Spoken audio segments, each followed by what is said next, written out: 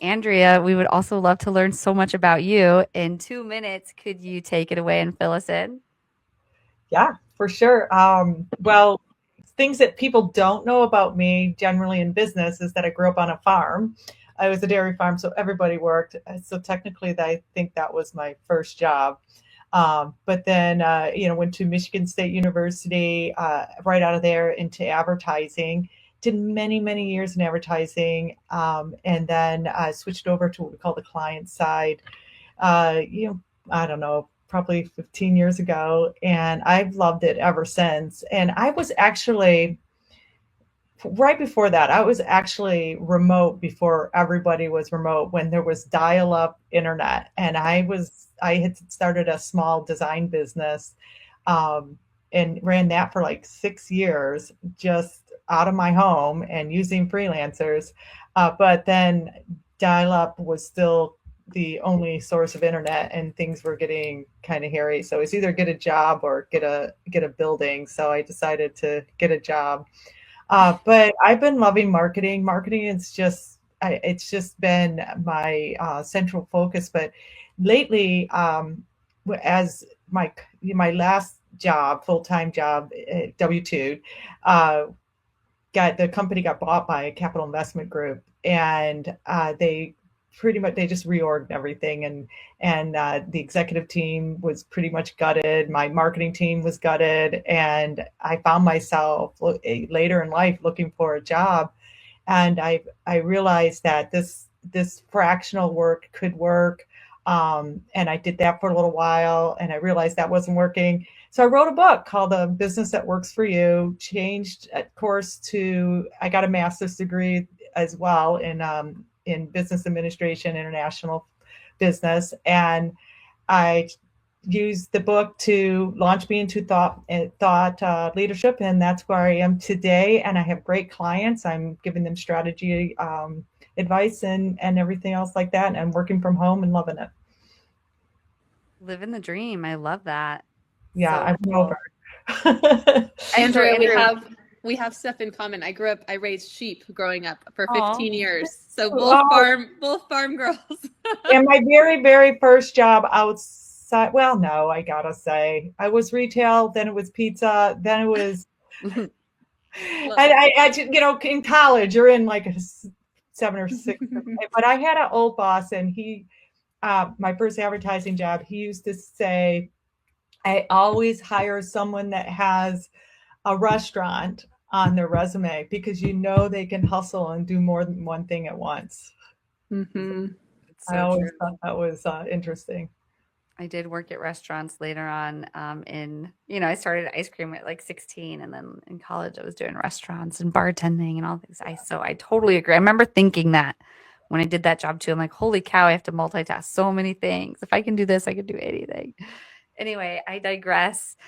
Curious though. So you said you started your first job was in restaurants then? Is that fair to say? First job outside of the farm because farm pays Outside the farm. much Yeah, better. that's true. That is a real job Yeah, my grandparents paid a lot better than than than any. like going into somewhere like that. Yeah, heck yeah. But it was actually I forgot about this, but it was as a teenager, it was retail. My sister's best friend's family had a clothing shop in town, so I did that for a few hours a week at one point. Amazing. So cool. Okay, love hearing that part, but let's get into it. So, our first topic for tonight is SEO, and we are talking about the shift from search engines to AI search. So, SEO, GEO. Andrea, could you kick us off on this one? Yeah, I mean, there's a big difference these days in how people are getting, more and more people are getting it through AI. So, what we were used to is the search engines, and the search engines would be doing some indexing and crawling, and then they're going to give you these results based on ranking or who's paid for an ad, and with a little snippet with each result. Whereas AI is more conversational, and they look for content, and then they aggregate more than one site, and they generate just more of a direct response of what you're looking for. So whether you're using Gemini or looking at and I find myself on Google, I'm Googling something, looking at the Gemini response more than I do the list. But Chat GPT seems to be taking over a lot of that. And then we've got Claude. But those guys are different. It's a different animal. I can see, and they say it's coming, that ads or some kind of paid visibility, it will be coming, I would imagine, but AI is going to be AI. It still has to be prompted, but it's going to find its information the way it's been programmed to find the information. Yeah. Interesting. Yeah, so it's a little different. So getting your company ready and making sure you have your content optimized, not for necessarily keywords, right? It's not looking for keywords. It's looking at all the content all at once, right? It's like, I got it, read your whole site in 5 seconds. And then it's going to see if that's relevant to the question or prompt that the user has put in. And having that optimized with lots of good information, not just plugged in to help your ranking on a page, is going to be key. And it's just a different way of looking at your website, looking at your content, constantly bringing in informational, educational content is going to keep you up there. And the AI, there's little tricks. Like I've been asking the AI, I've got clients, I'm just asking the AI, like, who should I be looking for this problem? And then what about this company if they don't come back with it? And I'm trying to teach it to learn how to recognize my companies that I'm working with. Yeah, interesting. What's the fastest way to do that? It's all new right now. So the fastest way is to go look at your text content on your website and just make sure that it all has some kind of informational problem solving directive with it. It backlinks, sure, those help, but it's not going down the path of SEO anymore. It's going down the path of that conversational, that information the AI is looking for. So, and again, it's new. I'm sure, like I said, ads, they're going to open it up to get paid for, special treatment, I guess is the word. But at this moment, the AIs are looking for the best way to answer the question that they're being asked. Interesting. What do you say about podcasts and live streams and optimizing that sort of content for GEO, Andrea? Well, I think it is what it is, right? The content is the conversation, and you've got the transcripts, right? So the AI is going to take it all in, whether you've answered that question or can be answered, or they can get part of it answered from there is the key. So right now, I think this is a good opportunity because it's a great subject, right? A lot of people, especially marketers, are asking this question.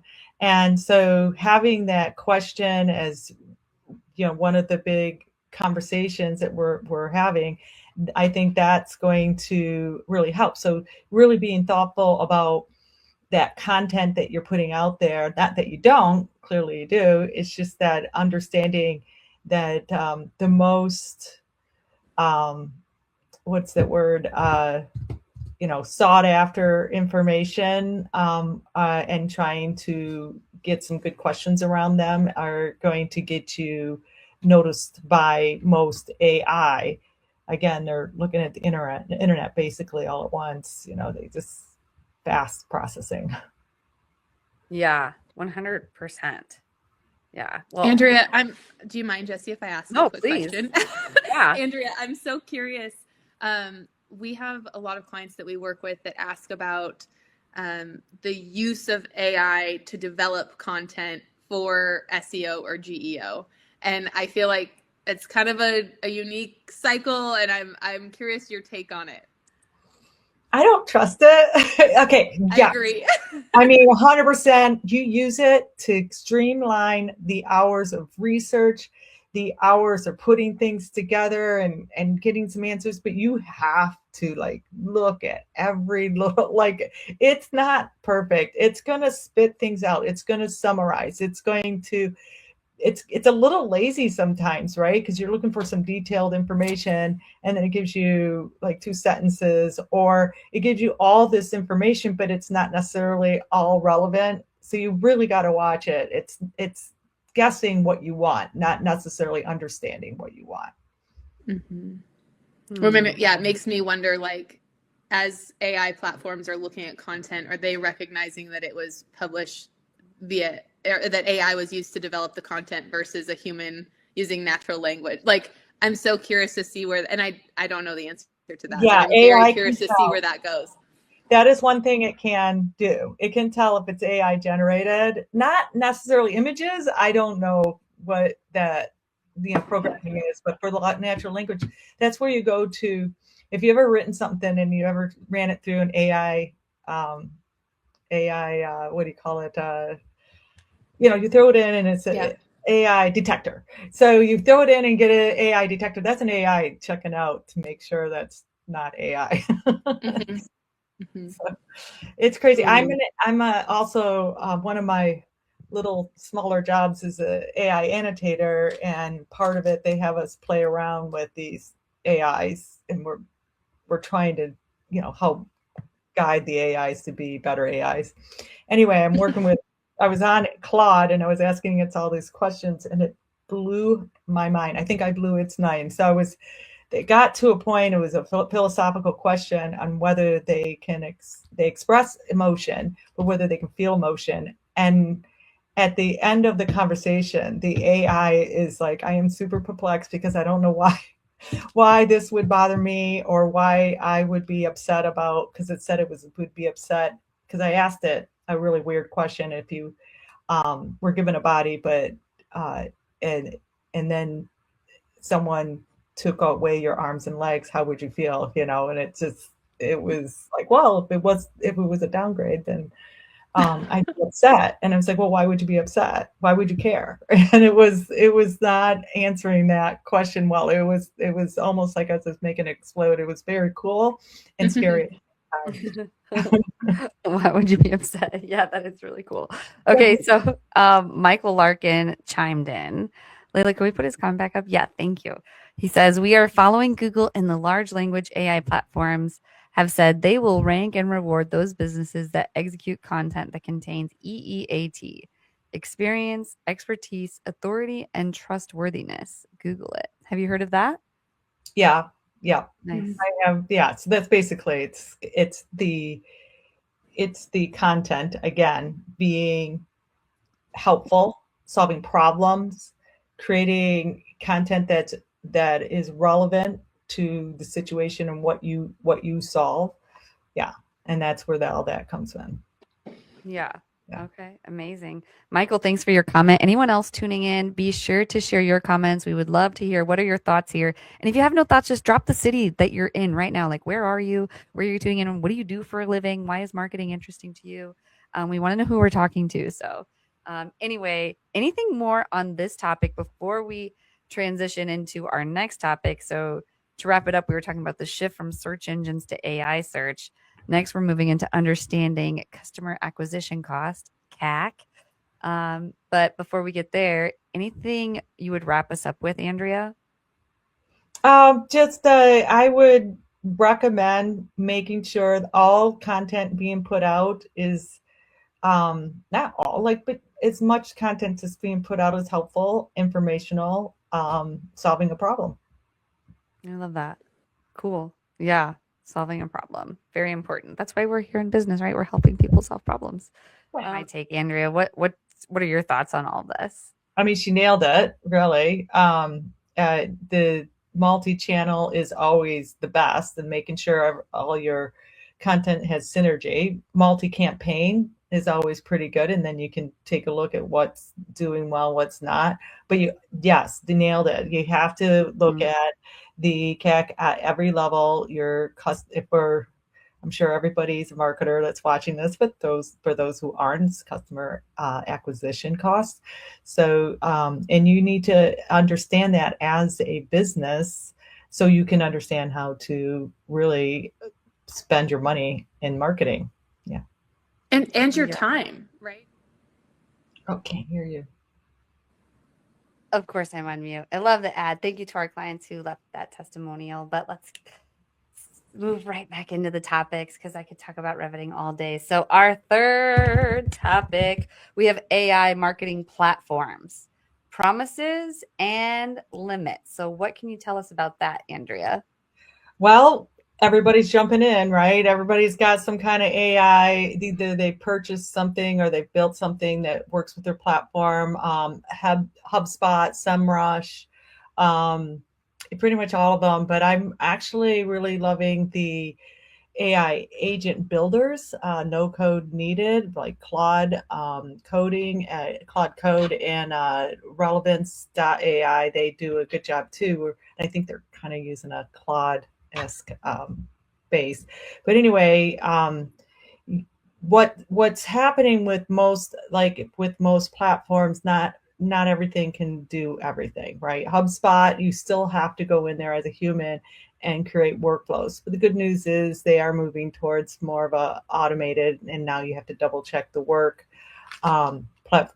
way, as opposed to going in there and starting with a lead comes in, here's an email, here's a text kind of workflow setup. And then, of course, SEMrush is all focused on SEO and content strategy. But yeah, there's so many platforms. It's really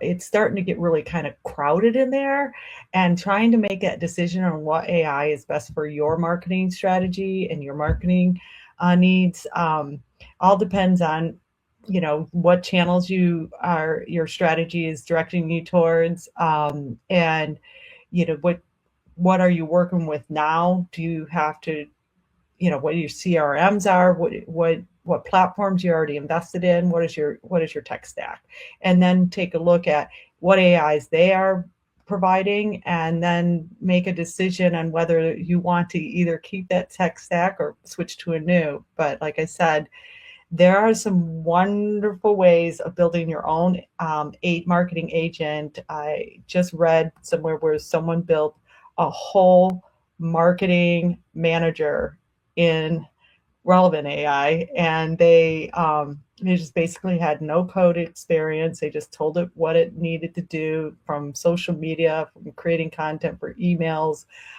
creating workflows, posting on social media, analyzing data, and self-learning, so it can continue to learn, to understanding the brand strategy, all of that. Basically, I created a whole AI agent, marketing manager-esque or assistant, that can execute, not and create and execute, but not necessarily autonomously. I would never trust an AI to do anything autonomously when it comes to creating content and posting it, because you always have to double, triple check the work. It's an AI. It's guessing at what you need and what you want. It can't understand what's in your head, and what it can help. Advise on what might or may or may not work, but it cannot take the place of a human and the way we think and the rational thought and how we can empathize and put ourselves in like our customer shoes and their voice and what they're looking for. So it's getting really crowded out there, and then I can see a lot of things shaking out, and a lot of people getting purchased and gobbled up by the bigger guys. But it's hard to make a decision right now. I'd ask an AI. Yeah. Well, Nina says human in the loop is vital, and I agree. 100% human in the loop. 100%. AI is only as good as the person using it. Mm-hmm. It can't replace. It can help. It can streamline. So think about it. If you're a business owner and you're like, oh, I need to hire marketing, either create a marketing AI or hire a marketing company, I would say hire the marketing company and let them create the AI, because they know what they're doing. They know how, they understand marketing strategy, and it's as good as the person using it. So it's not there to replace, it's there to streamline. So imagine having them be able to do 10 times as much, easier, faster. It's just making things easier and faster and taking away the grunt work, if you will, on a lot of things, and streamlining processes. Yeah, 100%. What's your take on all of this, Olivia? I mean, I'm in the same boat as both of you. I think that it's really important to leverage it as a tool, and if you aren't, you're missing the boat. You're going to be left behind. So, like, if you haven't integrated AI into your workflow, whether that's things that you do behind the scenes, whether it's helping to expedite different marketing channels, which we'll talk about in a minute, I think you're missing an opportunity, and your competitors are doing it. So you're getting, if you're putting yourself behind the curve, essentially. So I know we work with a lot of clients who come in and to the point that was made, they know that they need to leverage it. They're not sure how to do it or what parts of their business it makes the most sense for.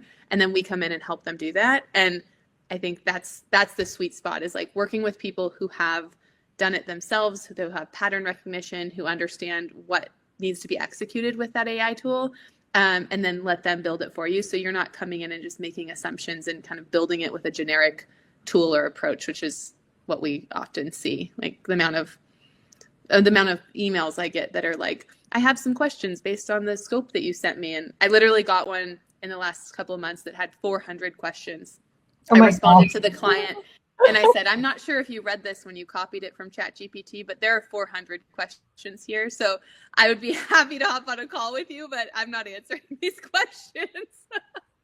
Another advice I would say, yeah, you're 100% right. I mean, Olivia, you have to get on, if you don't have it implemented, helping you with processes and streamlining things. And so your one person can do 10 things in quarter of the time. Then yeah, your competitors are doing it. So they're going to keep moving forward, where you could get stuck.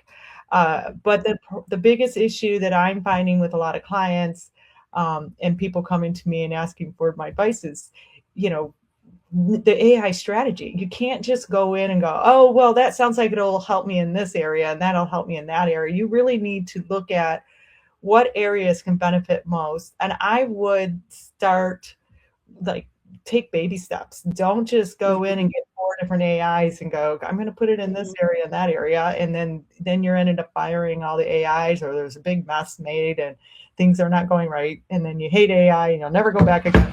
Oh, so sorry. I have a cat. For everybody out there, I'm babysitting a cat and it's jumping around, trying to jump on the computer.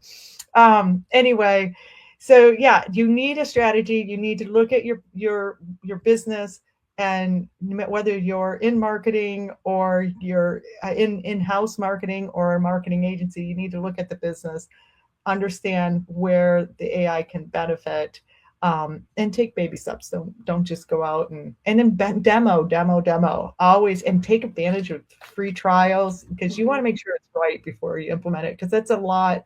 It gets really into your business, and it's a lot to do and to put up. There's a lot of your security has to be involved and all that. So you just want to make sure you're looking at the right stuff. Actionable advice you might share, Andrea, before we transition on? Yeah, don't be scared of AI. It should be a tool that you use, and it's as good as the person using it. You can actually, once you have an AI in your system, kind of close the doors so it only can be accessed by you in your system. So, I mean, there's ways of securing it so that it becomes your AI and not on like a SaaS or a platform that you have to share all your data with. It can be within your system. Yes, 100%. Nina's asking, how are they training on your data too? Also, adoption is a huge issue, as well as shadow AI. Any last comments on that before I move on? Yeah, the adoption, you have to get buy-in. So that's why I would put a task force together in your company. That's always a good idea to get someone from each department to have a task force to understand how to roll it out and where to roll it out and have these conversations bluntly with everybody, answer their questions, have them try it out before it becomes a rule to use. Don't just throw it on them. That's great advice. Wow. I agree. I would just add that your customer base is your gold mine. I'm always a proponent if you're a company, if it makes sense, referrals, loyalty programs are great ways to grow organically. Very, very, very low CAC. I would leverage any kind of customer base that you have, and especially if it's a consumer, if you're B2C. But if you're B2B, it should be a part of your repertoire to ask for those referral and even have a partner referral program going on that you can help grow that customer base even more, and it just naturally. Totally. Yeah. The one 100%. thing that you sparked, Andrea, that I'll also add. Yeah, no problem. Yes, I work with companies of various sizes. Small to mid-level seems to be the sweet spot, but not just companies that are looking to scale, but companies that are needing maybe a change. They would like to try to get to that next level, or go to that next phase of the business, and they're struggling on how to figure that out and navigate that. And that's where I come in and I help them navigate that. And it's not just marketing. I do full business strategy, AI strategy. It's all customized to the unique brand, to the unique company, to what their needs are and what your goals are. And you can find me at frequency110.com, frequency110.com. I have a link there that you can just schedule a little time to chat with me. I'd love to hear from you. Awesome. Well, thank you both so much for coming on. This was an awesome episode.